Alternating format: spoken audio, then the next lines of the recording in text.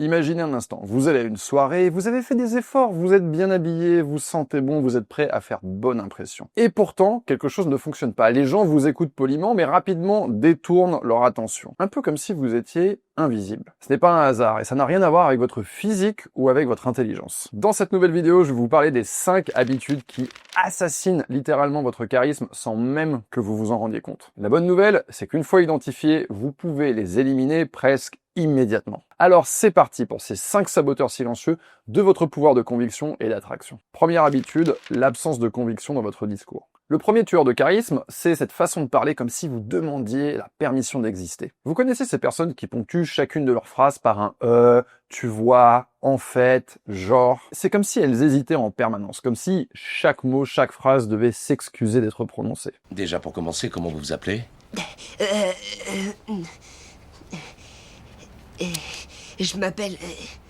L'autre jour, j'avais un coaching avec un client en visio et le but c'était qu'il s'exprime de manière beaucoup plus captivante. Je me suis amusé à l'enregistrer à son insu pendant qu'on discutait et en 2 minutes, il a utilisé plus de 20 fois le « C'est très difficile d'inspirer confiance avec un discours aussi dilué, comme c'est très difficile d'avoir beaucoup d'énergie avec un café qui ressemble à de la pisse de chat. La différence entre un mauvais orateur, quelqu'un qui n'est pas captivant, et un très bon orateur, c'est que le très bon orateur va être capable de retirer tous ces mots parasites, tout ce qui vient faire obstacle à son discours. Il est capable vraiment de vous attraper et d'envoyer comme ça dans un canal toute l'information qu'il a envie de vous bourrer dans le crâne. Si c'est un de vos travers, vous devez faire un gros travail de suppression de vocabulaire inutile. Essayez de simplifier à l'extrême. Une partie de la classe d'âge, pour qu'elle soit instruite de tout ce qui est intervention, mise en place de secours, je pense que c'est une bonne idée et ça me permet d'adresser un salut.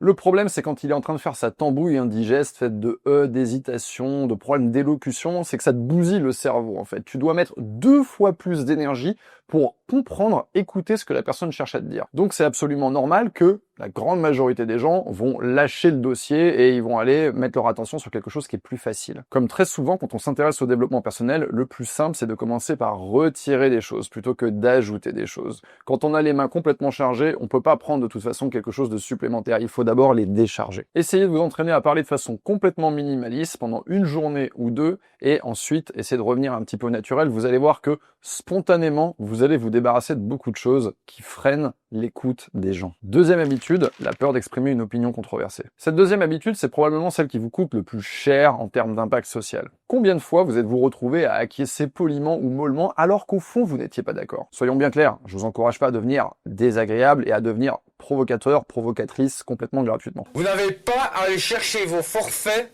après avoir été chercher votre matériel. Mais ça on savait pas nous. Je vais le foutre en route, hein. La qualité rare des personnes charismatiques, c'est qu'elles osent défendre des positions réfléchies, même si ces dernières sont impopulaires au sein de leur groupe. Comment est-ce que je vais corriger ça? La prochaine fois que vous vous retrouvez dans une situation où vous voulez exprimer votre désaccord, vous allez dire la chose suivante. Ok, mais j'ai une perspective différente sur le sujet, est-ce que tu voudrais l'entendre? Ça, c'est respectueux, mais ferme. Comme le disait Oscar Wilde, sois toi-même parce que les autres sont déjà pris. Enfin bon. On voit comment il a fini celui-là. Troisième habitude, la réactivité émotionnelle excessive. Le troisième tueur de charisme, c'est cette tendance à réagir de manière disproportionnée aux situations. Vous connaissez ces personnes qui explosent pour un rien? Cette française... Mais Caroline, mais Carrie, mais c'est insupportable, enfin, votre attitude. Mais enfin, ça va pas. Mais c'est juste insupportable. Arrêtez. Qui paniquent à la moindre contrariété, qui s'emballent dans des moments de joie comme si elles venaient de gagner au loto. Faire ça, c'est épuisant pour leur entourage. Je vais vous raconter une anecdote perso pour illustrer ce point. J'étais en train d'embarquer pour un avion pour aller en vacances avec mes amis. Eux étaient déjà partis et je les rejoignais. Quand tout à coup, l'embarquement m'est refusé. C'était pendant la période du Covid et j'avais dû faire une connerie avec ces histoires de QR code.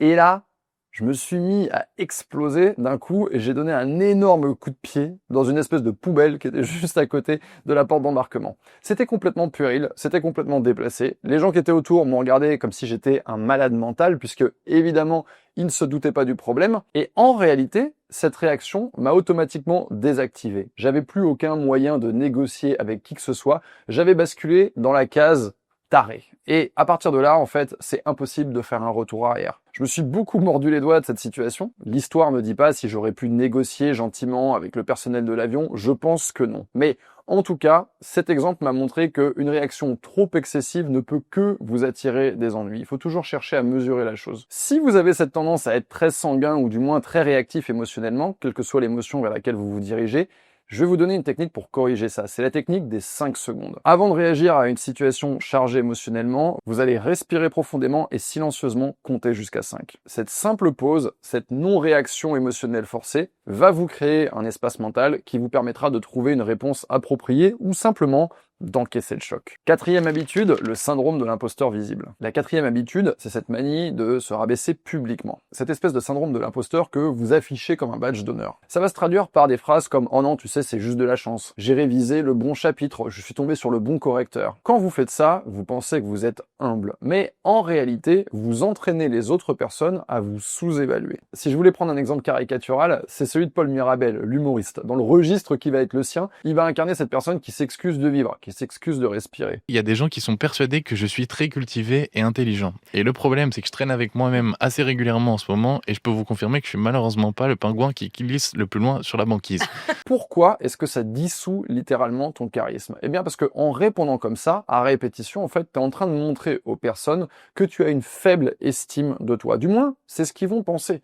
Toi, tu as peut-être une bonne estime de toi et tu te dis que tu vas agir par humilité, par modestie, mais en réalité, les personnes vont avoir cette perception en fait que tu ne t'assumes pas toi-même, que tu n'es même pas l'acteur de tes propres succès, que tu n'es même pas aux commandes de ta vie et que tu n'es pas en train de tenir le volant. C'est pas toi qui as fait ce geste, c'est pas toi qui as tenu cette parole. Ça va avoir un effet sur les gens qui t'écoutent, mais ça va aussi avoir un effet interne. Le fait de te parler comme ça à toi-même, à chaque fois que tu as des petits succès, à chaque fois que tu fais des choses qui sont susceptibles d'être récompensées, d'être saluées, toi, tu as ce dialogue interne où tu minimises tout ça à chaque fois. Donc en fait, dans ton esprit, ton dialogue avec toi-même ne t'emmène pas vers une position plus haute. Il est en train de te coller un plafond de verre où à chaque fois que tu fais ça, eh bien finalement, en fait non, c'est pas de ma faute. En fait non, j'ai pas fait exprès. En fait non, c'était du hasard. À la fin, tu vas finir par développer cette croyance que, de manière générale, tu n'es pas capable. Si tu te retrouves dans ce que je dis, essaye la chose suivante. La prochaine fois qu'on te fait un compliment, même sur un truc très simple, entraîne-toi, force-toi à répondre simplement « merci ». Cinquième habitude, l'absence d'ambition. Le dernier tueur de charisme, c'est peut-être le plus subtil. C'est cette absence de flamme, cette médiocrité acceptée comme norme de la vie. Rien n'est plus magnétique qu'une personne qui est animée par une ambition, une vision plus grande, qui la dépasse. À l'inverse, rien n'est plus repoussant que quelqu'un qui s'est résigné à l'ordinaire. Il y a les gens qui occupent la scène, et il y a les gens qui nettoient la scène. Te trompe pas de rôle. Ce qui est marrant, c'est que cette aptitude à avoir de l'ambition ou de la résignation ne va pas nécessairement dépendre de ta position dans la société. Je vais te donner un exemple et peut-être que ça va te rappeler quelque chose, mais j'ai déjà croisé un SDF qui, alors que sa situation n'avait rien à envier, était justement animé de cette flamme, de cette verve, de cette ambition. Et on le ressentait au plus profond de ses tripes, on le ressentait dans chaque mot qu'il prononçait. Le 3 mai, il y a une compétition Pyrénées, je sais même pas trop, elle s'appelle le Grand Prix des Pyrénées. Il faut que j'arrive sec, c'est dans quelques jours, c'est un pari carrément dément.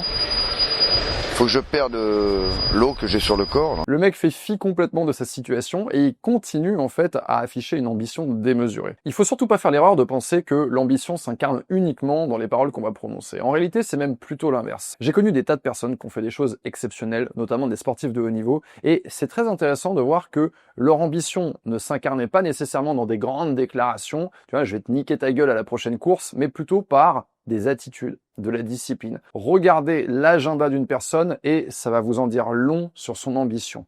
Les gens qui vont le plus loin sont souvent les gens qui bûchent en silence. Et à côté de ça, ils peuvent se permettre d'avoir cette humilité dont on a un petit peu parlé dans un point précédent. Parce que finalement, leurs actes vont complètement outrepasser leurs déclarations. L'idée ici, c'est de réussir à trouver le bon équilibre entre ce que tu fais et ce que tu dis. Plus tu fais, moins tu dis, plus tu dis, moins tu fais. Avoir de l'ambition, c'est cette volonté de continuer à exister, de continuer à croître et de continuer à te développer, quelle que soit la forme que ça va prendre. Et ça va venir donner beaucoup d'intensité à ton personnage. Le message que je veux vous transmettre dans cette vidéo, c'est de vous dire que le charisme, c'est pas un don réservé à quelques élus. C'est une compétence qui s'acquiert, qui se travaille et qui se peaufine jour après jour. Si cette vidéo vous a parlé, ne serait-ce qu'un tout petit peu, vous savez ce qu'il vous reste à faire, lâchez un petit commentaire pour la soutenir et l'aider à trouver son public. C'était Yann et je vous dis à la semaine prochaine.